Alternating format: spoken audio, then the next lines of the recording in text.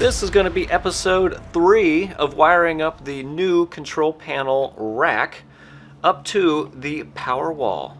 So stick around.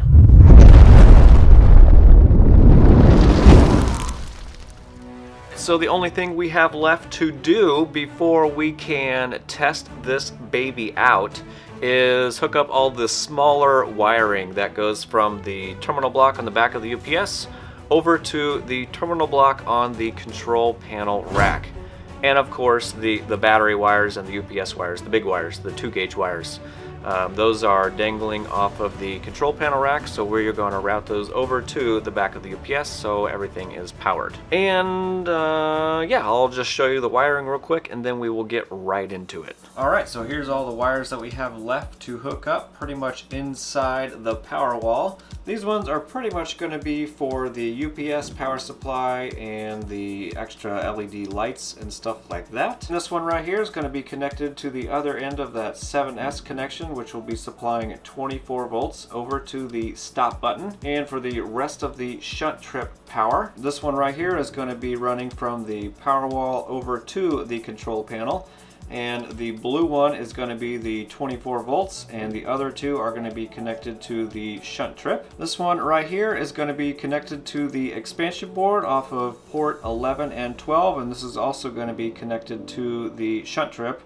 Basically running back and forth on C1 and C2 on these two gray wires right here. And right here we have a ground wire, and then right up here we have the main negative and positive for the 48 volt, and I did create a little pigtail off of that so I can supply the Watchman with power. That's probably not ideal, but that's what I did, and yes, I still need to trim that off a little bit. And then we have two little short runs right here that are going to come off of the HRC fuses. Alright, so on the back of my UPS, we pretty much have the same setup as the control panel rack. Basically, I'm going to come in the bottom side over here for my battery positive and negative. It's going to go through the fuses, and then it's going to do the small loop over to these connections right here. These two connections are going to go over to the control panel, through the shunt trip breaker, and basically come back through these wires right here into there. And that's going to be my break between the batteries and the UPS. And then if you remember on that positive side for the pigtail, that's basically going to bring over a small wire of 48 volts to one of these over here to supply power to my Watchman 4. And anything else 48 volts that doesn't really require much power, right here. Just follow the wiring diagram. They can be pretty easy to follow. The first 3 that I have in there right now are the on and off switches from the UPS, and then I'll have 3 more wires coming off of the top over to the other control panel. That's pretty much how all of this is gonna go. And if we come down just a little bit further, you can see my shunt is right here, and this is my battery negative. So I'm going to have a big cable right here and a small cable. Big cable is going to go directly up to the HRC fuses. The small wire is going to go up to those small terminal board for my 48 volt DC ground for the Watchman 4 or anything else that I need that is 48 volts. And these are the wires right here. One of these is the shunt, one of them is the Watchman 4, and then my ground. And let me scroll up just a little bit. If you see my hand right here, this is the other side of that fuse for the 24 volt side. I'll put the ceramic fuse in there, and then I'll kind of go off to the side here and then go up to the little terminal board right up top. Alright, so I don't know if I'm going to be explaining all of this as I wire it. I'm probably just going to wire it all up and then I will show it at the end. Let's get to it.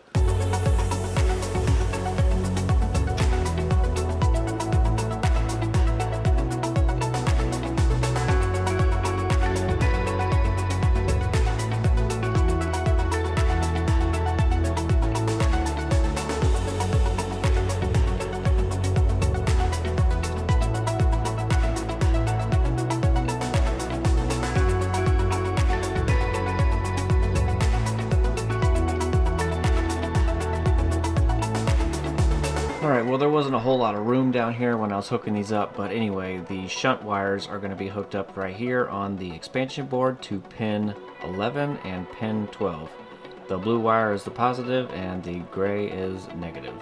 Alright, so I think what I'm going to be doing now is making sure everything is tight, and then we will install the wires that go from here over to the control panel and do our initial test, if you will, to make sure everything shuts down and there's no booms.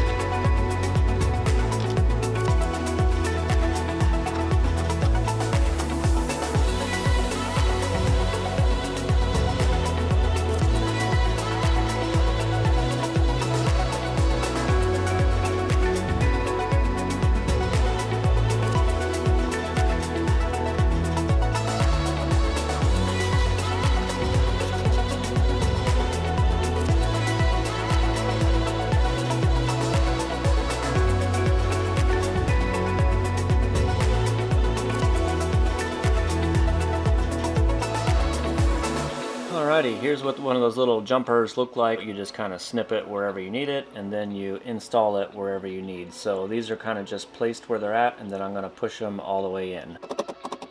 And I also have one on the control panel as well. Can't forget this.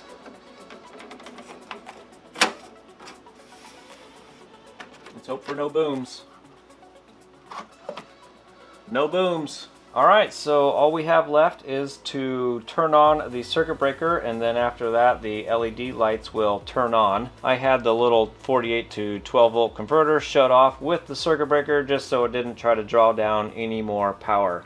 If this trips, the only thing that will be powered on is the BMS. Alright, so all we have to do is flip this on and then I guess test it out. And just so everybody's aware, I have not flipped this on yet because if there is a boom, I wanted you guys to see it as well. So I am going to put on some safety glasses just in case something tries to blow up. So here we go.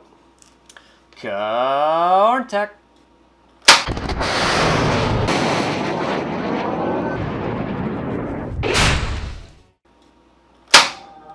Boom!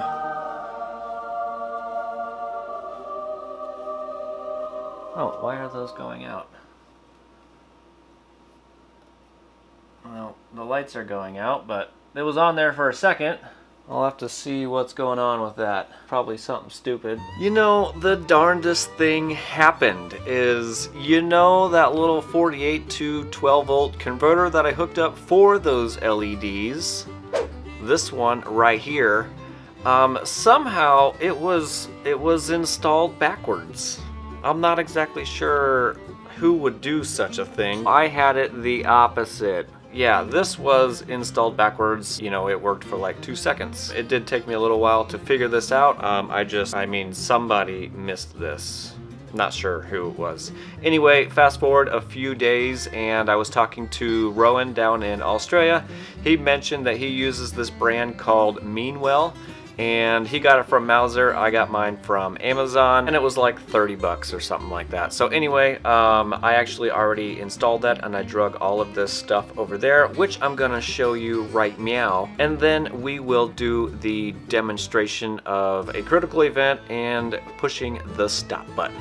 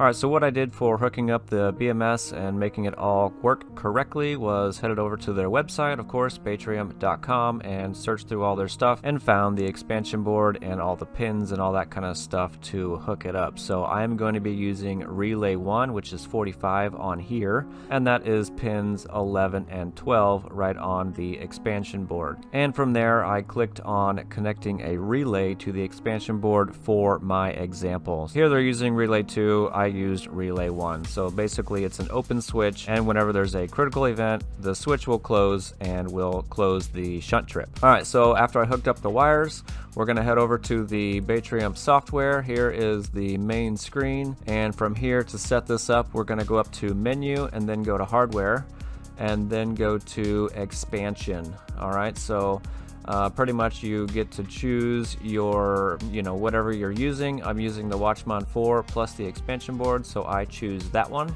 And right below that we have relay 1, and I am going to critical pulse off, and that's also on the website as well. So we're going to save that real quick, and that's going to save. Alright, so from there we're going to go to menu and then control logic, and we're just going to be on this first tab, which is the critical tab. And here we're going to hit, if you want to edit anything, you hit edit and then change whatever you want. This is all the default stuff, so I'm probably going to leave this for now and adjust it later on. I'm fine with my low cell voltage of being 2.85 and a high cell volt of 4.25. Your time for it to basically see the error is 5 seconds, and of course you can change that to whatever you want. Right below that, I will probably leave my low shunt and high shunt volts here. I want to say my UPS shuts off around 42 volts, and I would rather have that shut off before the circuit breaker shuts off. That way the next day the solar can recharge the battery. And my high shunt volt, 59.5, I'm gonna leave that all the same. So we're gonna hit save here. Alright, now that that's saved, if there was a critical event, according to all of these items right here that are switched on, the circuit breaker should trip. So we are going to test that theory right now, and we're going to hit edit real quick, and I think what I'll just do is change the low shunt voltage. So right now it says my battery pack is 56.06 volts. We are going to change that to 56.06 and see if it actually works. I'm just going to edit that. 56.08. Alright, we'll hit that and then hit save. So we probably have to wait the 5 seconds here. And of course the charge controller shut down as well. So we are going to reset this. Go down, back up. And now the charge controller is back on. Alright, this is going to be a little tricky to see, but I'm going to push the emergency stop button. You'll see the circuit breaker trip. Here we go.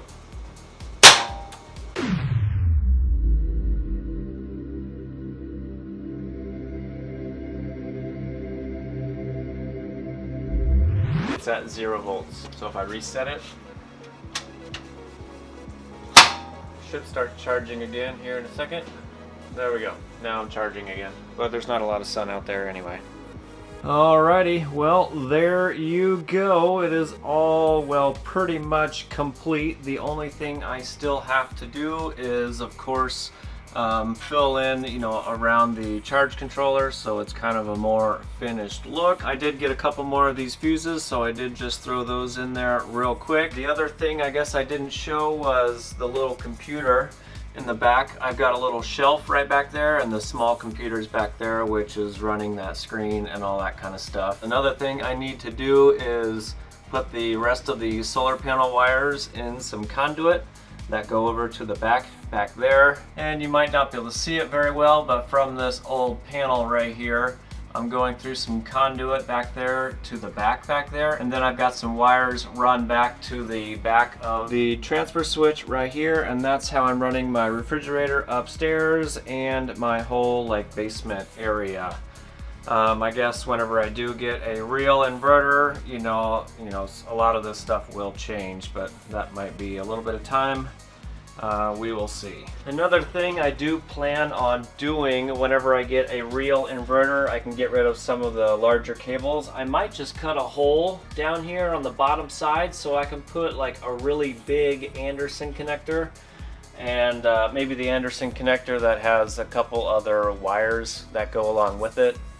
I'll have to see what they got, but I think I might just cut a hole back here and put an Anderson plug back there. That way that's the only wire that goes in and out of the battery rack. That's just something I've been thinking about lately. Alrighty, well, I'm gonna call it for this video. I'm sure it's gone on long enough. Let me know what you guys think about this whole project. It is a hell of a lot safer than it used to be. I've got the circuit breaker shunt trip, emergency stop button, HRC fuses, and I'm sure there's something else in there that I just can't think of right now. Oh, and the fancy flashy LED lights. I might have to tone down those lights just a little bit because they're a little bright along the edges.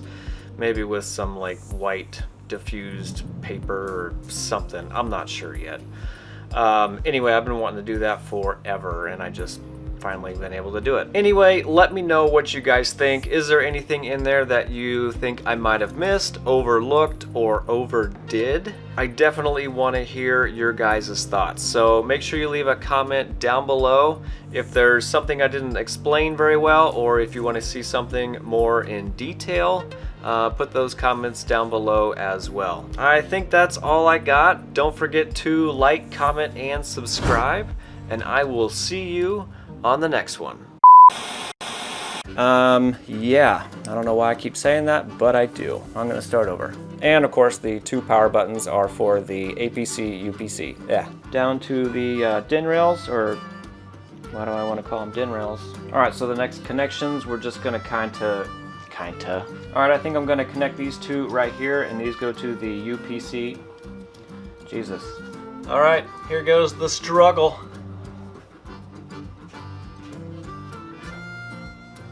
Actually, let me put some, struggle's not starting yet, hold on. And hopefully nothing blows up. And just for your information, I did check all of these wires and all the connections, but we will find out. Moments later. Right, Ho? Yeah, he's right here. Come here. Come on over here. I'm not wearing a sweatshirt right now, sucker. Yeah. You want to say hi? I'm sure everybody wants to see you rather than me. So come here. Yeah, come here. Yeah. All right. Not me. Right back there. All right. Yep.